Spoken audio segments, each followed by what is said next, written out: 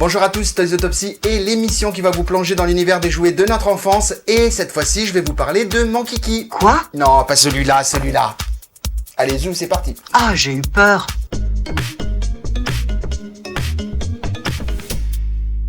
J'ai connu dans mon enfance plusieurs tailles de kiki, que ce soit des 15, 20, 45 ou même pour les plus gourmands d'entre nous des 80 cm. Ils avaient tous un point commun, ils étaient hyper poilus avec une partie lisse, plaisaient autant aux hommes qu'aux femmes. Oh là là, le relou avec ses blagues. Oh ça va, c'est pour rigoler. Tu pourrais nous dire par exemple d'où vient le kiki? Bon bah d'accord, tout de suite on va parler de l'historique. Le kiki a été créé en 1974 au Japon, à Tokyo, par Koichi Sekiguchi, sous le nom de Monchichi. Ensuite, notre petite boule de poil débarquera en France à partir de 1979, distribué et produit par Agena, sous le nom de Kiki. Ah oui, l'entreprise Agena, fabricant de peluches, comme notamment Nombrilou, Petit Ours Brun, Nounours et même Bécassine, non? Exactement. Il faut savoir qu'il n'y avait qu'en France que notre boule de poil s'appelait Kiki. Ah bon? Mais pourquoi? Oh ben, je pense que le but était de franciser le nom, de permettre aux enfants de retenir plus facilement.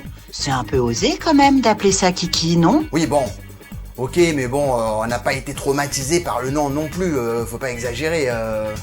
Mais il y a un truc que tu ne sais peut-être pas, et vous non plus d'ailleurs, c'est que la marque Kiki existe depuis 1968. Et oui, c'est Claude Ehrlich qui avait déposé le nom à l'INPI à cette date, sûrement pour créer un jouet qui n'a jamais vu le jour. Du coup, Claude Ehrlich renouvelle le dépôt en 1978 et propose le nom à Agena pour notre singe japonais. Alors il faut savoir que les tout premiers kiki avaient les yeux bleus, les pommettes bien sûr, les taches de rousseur, le nez marron ou noir et que tous, sans exception, étaient peints à la main. Ça permettait à chacun d'avoir son propre kiki unique. Et parmi les maquilleuses des kikis figuraient des détenues du centre pénitentiaire pour femmes de Rennes. Exactement. Ah oui, le kiki avec son pouce. Il y avait la marque Kiki gravée sous l'un de ses pieds. Eh, tu te souviens du slogan? Le slogan inoubliable, le kiki de tous les kikis. Il est beau notre kiki. Ensuite, à partir de 1981, la gamme continue de se développer avec notamment le coffret Kiki Clown, le coffret Kiki Marié. Moi, quand j'étais petite, j'avais le Kiki Star avec son 45 tours. Ah oui, avec la chanson de Kiki. Et la lampe de chevet aussi d'ailleurs.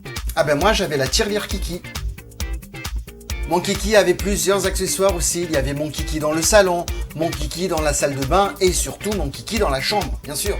Bon, ça suffit avec les sous-entendus. Oh, ça va, pour rire. Ensuite, une nouvelle série de kiki a été créée à la fin des années 80, mais cette fois-ci avec les yeux marrons. Donc si chez vous, vous avez un kiki avec les yeux bleus, eh ben, sachez que c'est vraiment les tout premiers kikis de l'histoire.